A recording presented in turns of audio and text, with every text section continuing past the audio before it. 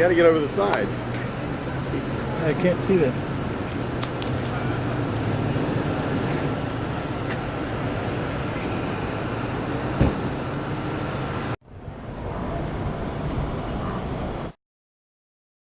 Here they come. They're making their way from the building and then give them a nice Booger welcome.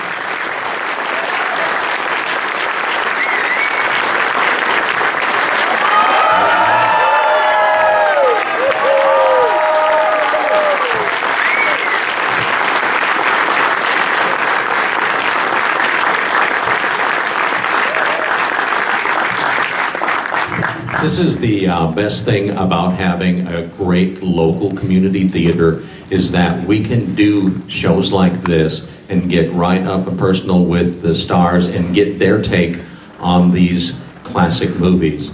And so we appreciate that they made this appearance tonight. So again, Robert and Curtis. Testing.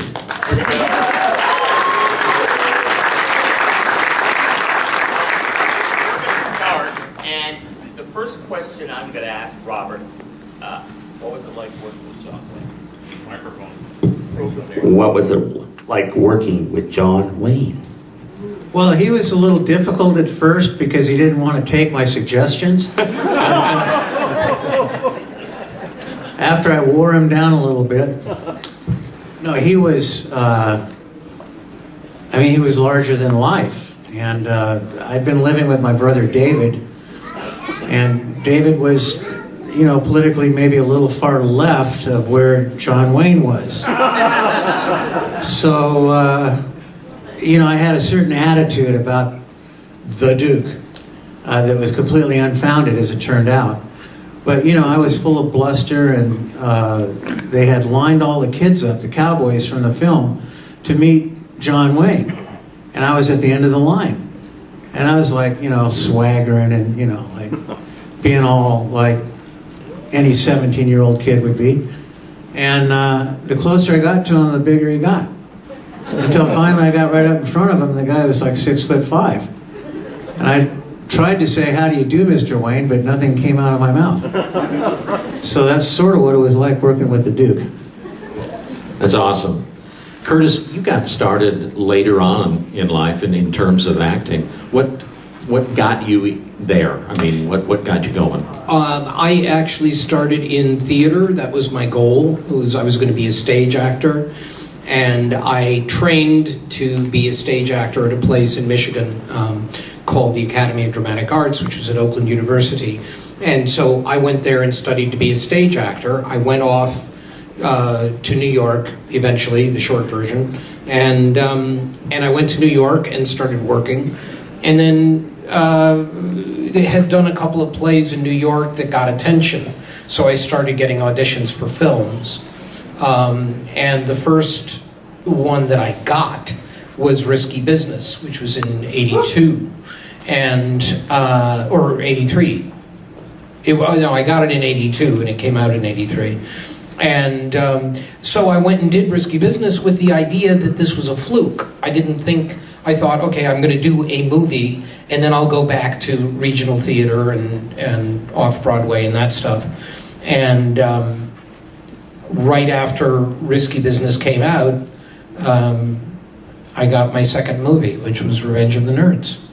So that was how I got there. It was through the theater. It was through the stage door. And actually, it's kind of fun being in a place like this, because when I was in my theater days in regional theater, we used to do regional tours in the Midwest. And we played these theaters all the time. I mean, this feels very familiar to me in a way, because it was always playing these old vaudeville houses or opera houses that weren't being used that way anymore. They were touring places. And so this is really kind of lovely to be here. Cool, thank you.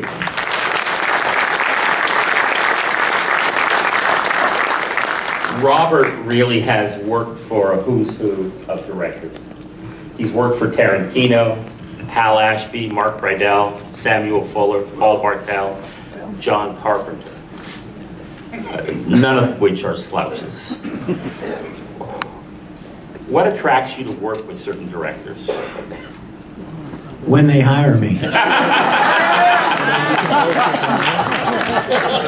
I'm gonna email Indy Pop first and ask him. Okay, yeah, that makes sense. Okay. You've also been directed by your brother David a couple of times. What was that like? It was a little scary because I knew all of his various sides. You know, the happy hippie, the complete tyrant, the MMA guy, the kung fu guy. I mean, I knew them all. And I remember one night in Kansas, we were shooting a film there, and I had over-imbibed in a substance that I'm not going to name, but I realized that I was the real kung fu. And I thought I should go tell David about that. So I was sneaking up the stairs of this house that we had rented to house the crew, and one of the steps kind of squeaked, and I went, "Well, if I'm the real kung fu, how come that happened?" I'm still the real kung fu. So I get up to the top of the stairs, and I like stealthily move into David's bedroom where he's sleeping with his girlfriend, and I pounce on him. And he opens his eyes, and I hold my fists in karate mat like style, and I said, "I'm the real kung fu." And he says, "Who cares, Bob?"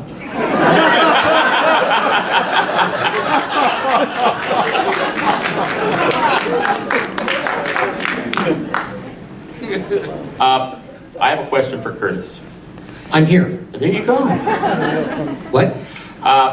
You really, you know, he's played Miles Dalby in Risky Business, and he's also played Ahmet Ertegun in Ray. Right.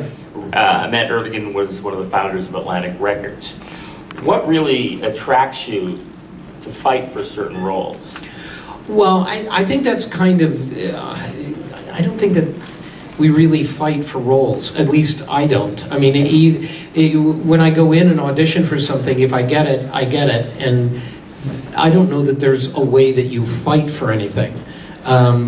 You know, I think that's sort of an idea, sort of a slightly romantic idea of what we do for a living. And the truth is, what we do is we get these calls saying, go in and meet so-and-so, and here are the sides that you're going to do, and you go in and you do it, and then they either ask you back and then hire you, or they hire you right off the bat, or you never hear from them again. And that's basically the routine. And so in the case of Risky Business, for example, Revenge of the Nerds, since we're seeing Revenge of the Nerds, you have to realize that what happened in Nerds was I thought I was reading for Anthony Edwards' part.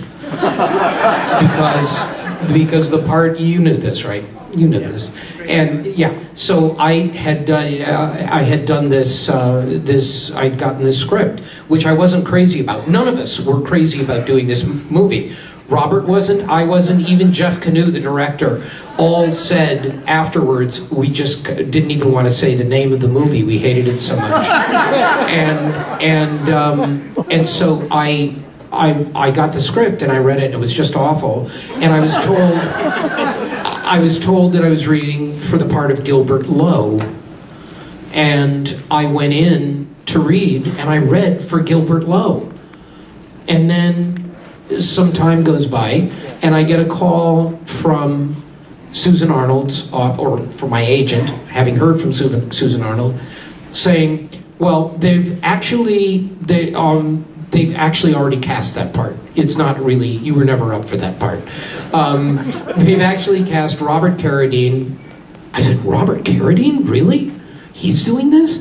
And they said, "Yeah, as Lewis, and then Anthony Edwards as Gilbert." And I said, "Who the fuck is Anthony Edwards?"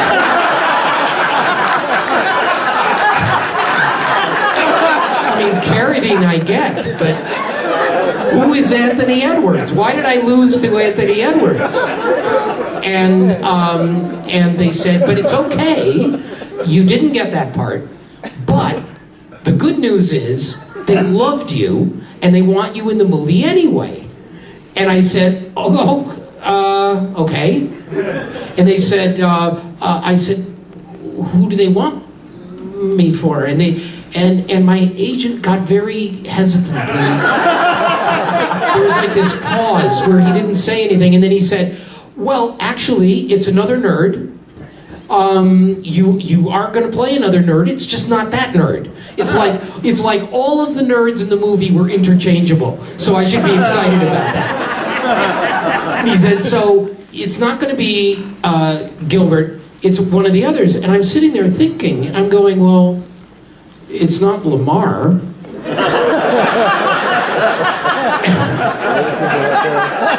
It can't be Takashi.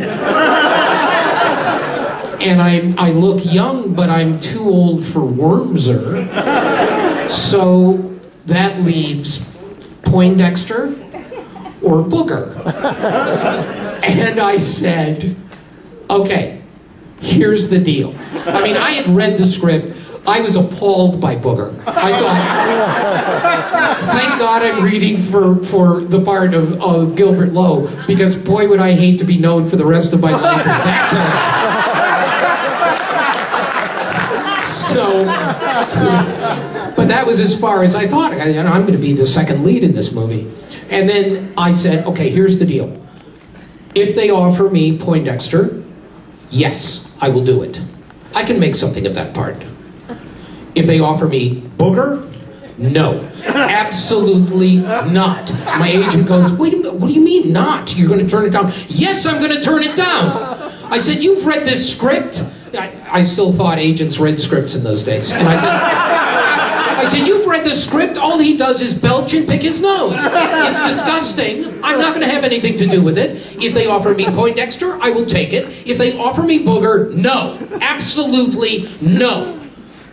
And I rang off, and I waited a few minutes, and they called back, and they said, well, they offered you Booger. I said, okay. Steely resistance, yeah.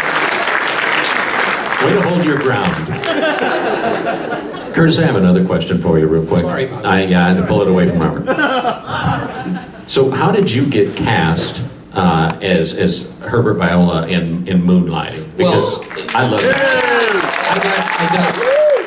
I got cast as Viola.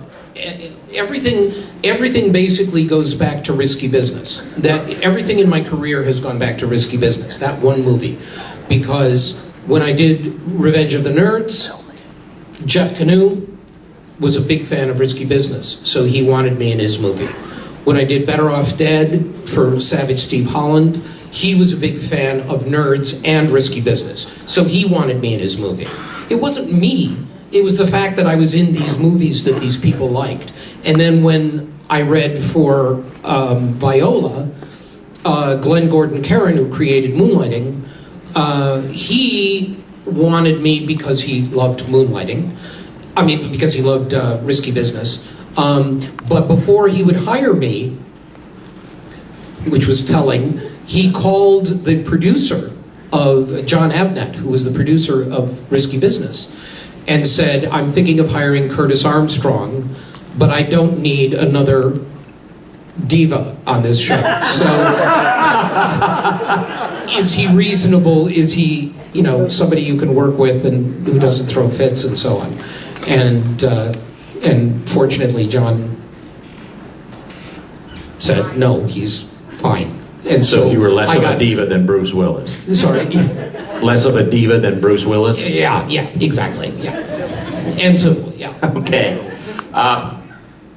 Robert worked with one of the great, iconic, classic B-movie filmmakers, a great film noir filmmaker, Samuel Fuller, in his autobiographical film, that's how you say it, The Big Red One, with Mark Hamill and Lee Marvin.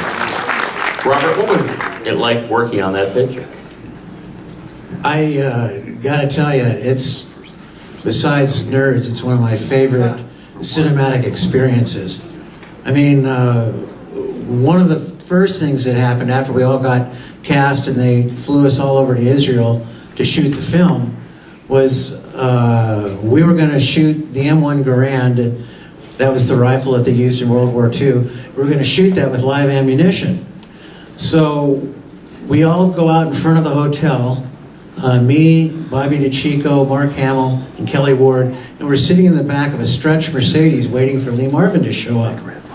And we're waiting, and we're waiting, and we're waiting. You know, it's like, it's hot, and we're waiting. And finally, he gets in the car, and he doesn't say anything to anybody.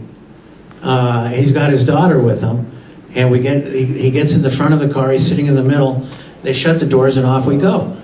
And we're looking at the back of this guy's head, and I mean, it's a razor cut up to here, and then just a little tuft on top, you know, full-on Marine haircut.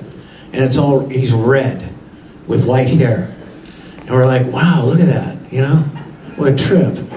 So anyway, we're driving along for 10, 15 miles, it's maybe 20 miles to go.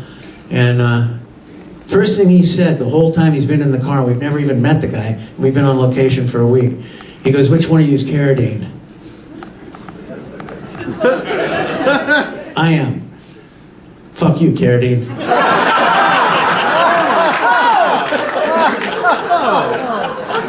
Yeah, really. So that's how we met Lee Marvin. So the next thing, we're finally into production, and it's like the first scene where I've got dialogue.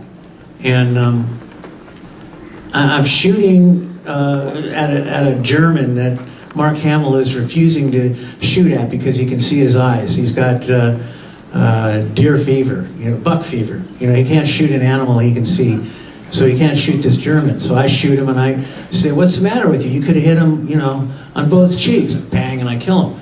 And Sam Fuller goes, cut, we're over here. Forget it. And I'm thinking, forget it?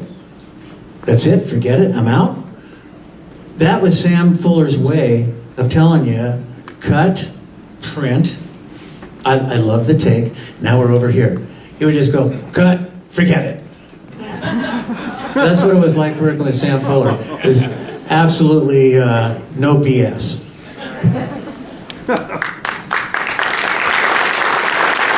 All right, I know the audience is getting ready. They've got great questions, but I want to ask you one last question, Curtis.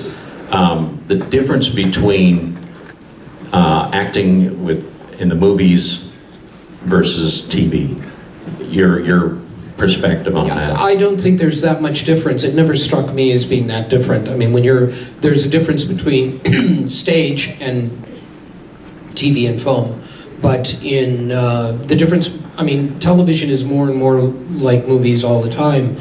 When we were on Moonlighting, every episode we shot on a 10-day shoot was like shooting a movie. It was that deep and that involved. So it feels pretty much the same now. And with television also, I mean, there's never any rehearsal for television, obviously. There's less and less rehearsal for film. When we did Revenge of the Nerds, Bobby and Tony were sent out 2 weeks before we started filming to start working on the script and so on. And the rest of the nerds were brought out 1 week before. We had actual rehearsal on that movie. And it was an $8 million movie. That would never happen today. You would just show up with your lines learned and expect to do your part. So television and movies have become sort of interchangeable, I think. That's great. All right, are we ready for some? We have some questions from the audience. Come on up. Yeah. Yay, you. Oh, is there are there microphones? Look at that. We have everything here. Right here? That's you. So what was your goal to be an actor? Like, your all-over goal? Who's the question directed towards? Both. Both, okay. I'll take it. You take that. double scale, free food, and an Oscar.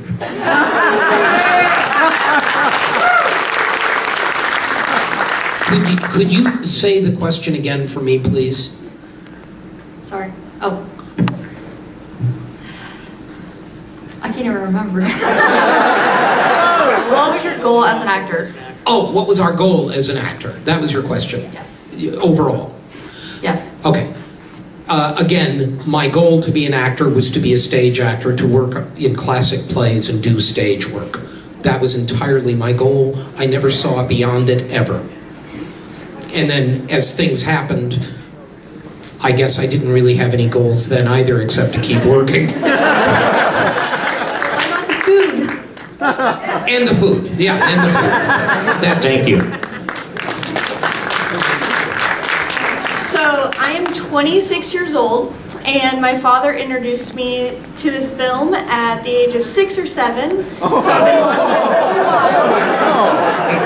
And I have two questions. One is, how did you build yourself up to become the belching champion? And then the next one is, can I take a selfie with you to send to my father to make him proud? Okay, well, we're doing that. We're doing selfies After the movie. after the movie, so we can do that then. As far as the belching contest, this is the first time, as far as I know, that any audience has had this experience, thanks to you.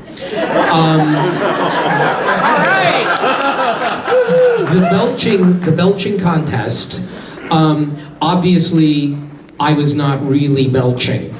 I was pretending to belch because no human. And so when it came time to do the scene, I basically stood up and did this.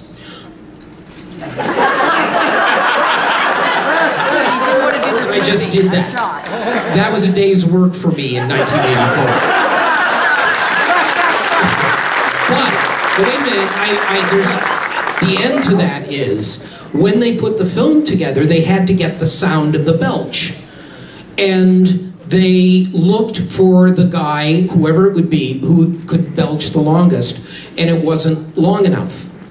And so what you hear tonight is actually, they wound up going to wildlife recordings. And what you're hearing is a mix of a male belch with a camel orgasming.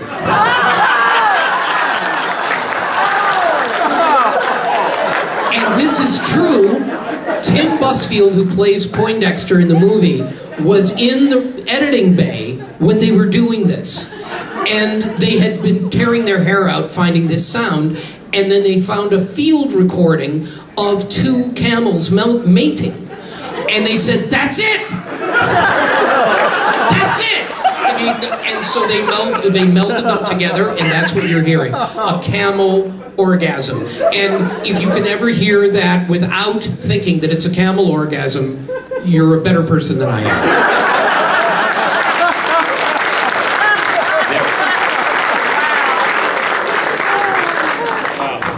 That's a tough one to follow. Ms. Carradine, we referred to it earlier. I actually watched the Pom Pom Girls last night, twice. It's true, I swear to God I did. That movie looked like it was so much fun to make. And you and Bill Adler, the scenes with you two are so magnificently done. The cafeteria scene, forget about it. How much fun was that movie to make, and how much of the interaction between the two of you especially was improvised? Well, for example, right out of the gate, until Nerds, that was the most fun I ever had on a movie. I mean, that was really a good time. But the scene where I'm chasing him in my 55 Chevy down the sidewalk, that was really me driving, and there's really Bill Adler running. And I'm, to this day, so grateful that he didn't fall down, because I'd have killed him. I never much liked the cafeteria scene because the whole food fight thing, it's all messy. You got to change clothes, and I'm just not a food fight guy. But that was a good scene. I mean, one of my favorite scenes was the climax of the movie when me and Bill Adler are going to race, breaks first. That was a great moment, and I don't want to spoil the end of the movie for you guys. The Pom Pom Girls. But anyway, yeah, thank you for bringing it up. It was a wonderful movie. Thanks for coming. I have 2 questions. My first question was for both of you. What were your favorite scenes from the movie? I would say maybe my favorite scene was the nerd party when the Omega Moose showed up. And the Lambdas were there, and You were in your I was in my Hugh Hefner outfit, and we had Bernie Casey playing UN Jefferson, and changing the music on the turntable. My favorite scene in the movie, my favorite little scene in the movie, which is one of the things that I love about it so much, is the scene with Anthony and Michelle Mayrink when they realize they have the same glasses prescription, which they improvised. That was not in the script. They came up with that idea, which I love. But my favorite altogether scene ever is the last scene with Tony and Bobby at the pep rally, which makes me cry every time I see it. I will tonight too. We happen to have those glasses right here for you if you would like to try those on. So that it's a regular prescription. Yeah. That's. Nice knowing you.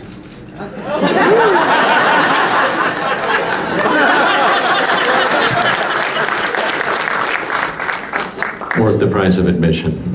Why do they call you Booger? You're not going to trick me that way. I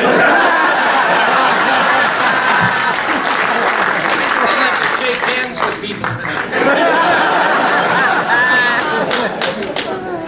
I was just gonna say, I'm 19 right now. My dad and mom really got together just because of Revenge of the Nerds.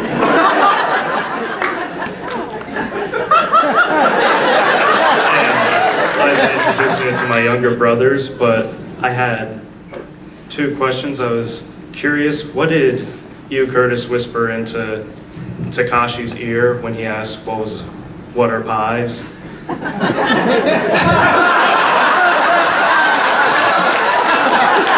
I don't know. I'm not even gonna, you can imagine, I guess.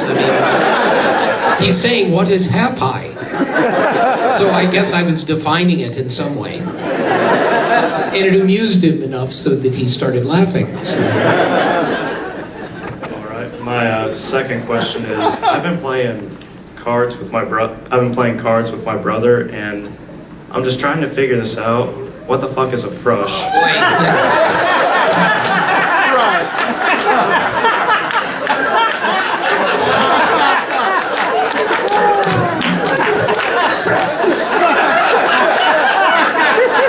Yeah, I know.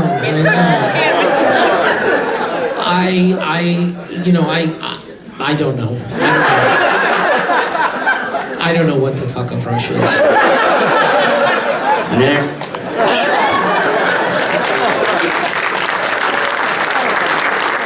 But I'll say this, though, it's pretty cool that this is someone who owes his existence to us. If it weren't for us, he wouldn't be here. That's right. All right, so I don't necessarily have a question, but I have a request of Robert. In watching the movie, one of the classic parts of the movie for me that kind of makes it all hold together is the classic nerd laugh.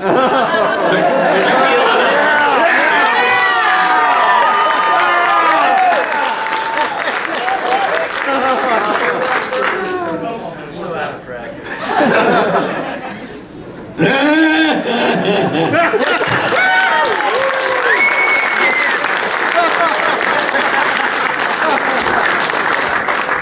I have two questions. One, Curtis, where did you get the "Give Me Head Till I'm Dead" T-shirt? Where did I get the "Give Me Head Till I'm Dead" T-shirt? Yes. For those of you in the back. I got it from our costume designer. I had nothing to do with it, and I didn't approve of it. I think it's a very, very bad thing to say. But yes, that came just from our costume designer.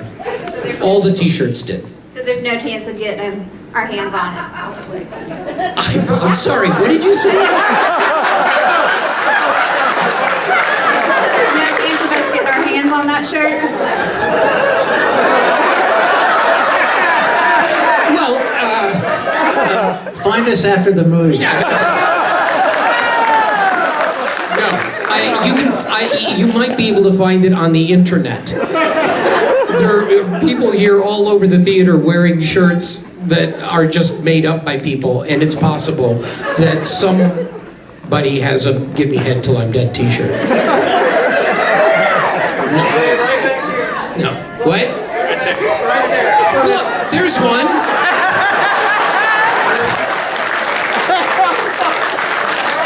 See, you two should meet, and then in 20 years, your kid can come up here.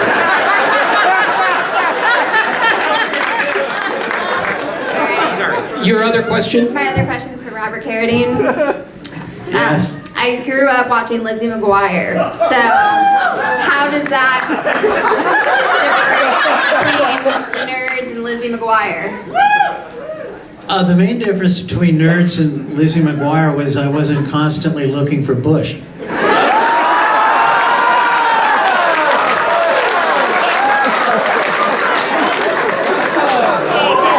I was playing a dad, you know?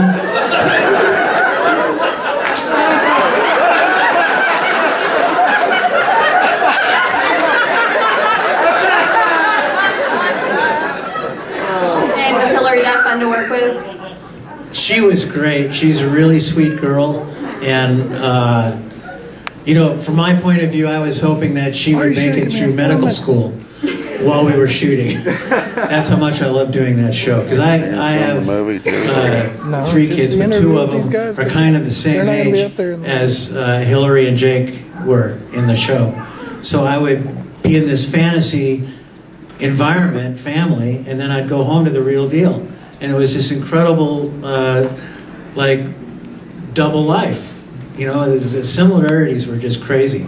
So yeah, I thoroughly enjoyed doing Lizzie McGuire. I'm glad that you brought it up. Thank you very much. Thank you.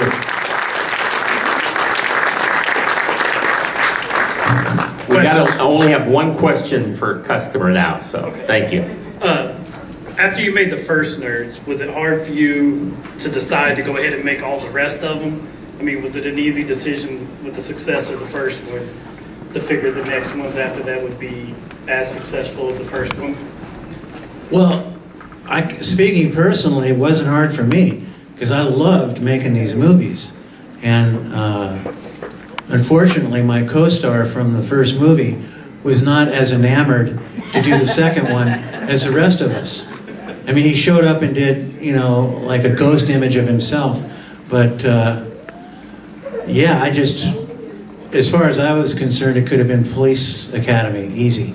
Because we loved being together, we loved making the movies, and there is no shortage of stuff that we could get messed up with, you know?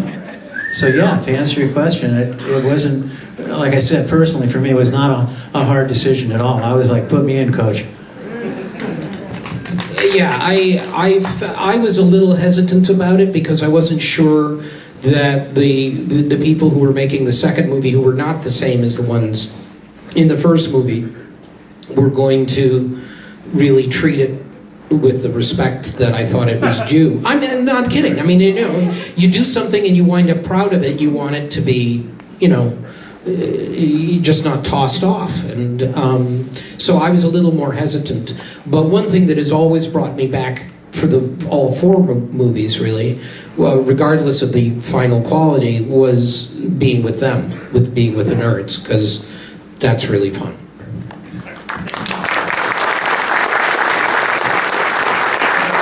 This kind of coattails this last question, but did you realize how iconic this movie was going to be while you're making it? To probably 50 people here have seen it 24 times, or did you think it was a throwaway movie as you were doing it? Well, I remember when, as Curtis said, that we all kind of collectively hated the script, but in the week before we started making the movie, we furiously rewrote and rewrote and rewrote, and by the time we shot the first day, it was like, you know what, this could be really funny. So we looked at the footage from the first day on the evening of the second day, and I wouldn't go into the theater where they were showing the footage because I was terrified I was going to get fired. And finally our director came out and I said, so am I getting fired? He says, no, man, this is great. We're on our way, man. So that was sort of the impetus to us that we were embarking on this event together. And I know some of the actors came out and said to me, wow, we get it, man. You're playing it for real. I said, well, yeah, they don't know they're nerds. No, and it's something that's interesting is looking at when you see the movie right now, the first couple of scenes in the movie with Bobby and Tony and Jamie Cromwell, those were the first scenes shot. And when you look at Bobby and Tony, I mean, Jamie's wonderful, but Bobby and Tony, they own these parts so much, and those performances are so great on the first day, but that wouldn't have happened if the director, the producer, and the writers weren't giving us all of that space and saying, well, who do you think this person is? And so on. And I mean, that was it was they who allowed us to make the movie that wound up being Revenge of the Nerds, and it was well cast and all that, which was terrific. But it was them who really gave us that freedom to play, and we didn't have that in the second movie, and it showed, I thought. Hey, from all of us to you guys, thank you very much. Thank you. Okay, 2 more questions. Mine will be really, really quick. First of all, thank you so much for being here. Super exciting. Second, or what I want to say next, Wonder Joints. Did you bring any? I'm in Indiana. I had to ask. I mean, if you know anybody, fine, but I wouldn't presume. No. Thanks for coming. Thank you. Last question. Okay. This is more of a statement than a question. So, being a nerd in the 80s, and I was in school at the time that the movie came out, it was huge for us to realize that, we're not in the, in the back of the classroom, in the back of the lunchroom. So it helped a lot of us come out of the closet. The nerd closet. It really helped us. Yeah. Well, thank you for saying that. And it's the thing that I still love the most about the movie. And it's the thing when you watch it, you realize there's a lot of funny stuff, and it's really broad stuff, and panty raids and nose picking and all that. And yet there's another part of the movie too, and that deals with inclusion, and it deals with intolerance, and what we think of now as anti-bullying, and those kinds of things, which people who were nerds, and I was one, and when we were growing up, we were the subjects of all of that, and that's one of the things that probably I love more than anything about this movie, is that it still speaks that philosophy of what happens at the end when they come out and they say, whatever they called you, whatever the words were that they used, come down and join us. It kills me. I mean, it's really beautiful. Yeah. So My kids now are nerds, and it's much more acceptable now Absolutely. than it was back then, so I'm very happy. Absolutely. Absolutely. Thank you. Guys, we want to thank Curtis and Robert for really answering all our questions. Sorry. And We really are privileged. I think this is our best session ever. Great. Yes, 1 minute. I'm sorry. In the extreme commercializing element, if you're interested in this, I actually next Tuesday I have a book coming out, and it's called Revenge of the Nerd. It is a memoir about my whole career, but with a huge emphasis on Revenge of the Nerds movies. It's St. Martin's Press is producing it. It's out. I'm publishing it. It's out next week. And if you're interested, pick up a copy. Thank you. And now Revenge of the Nerds.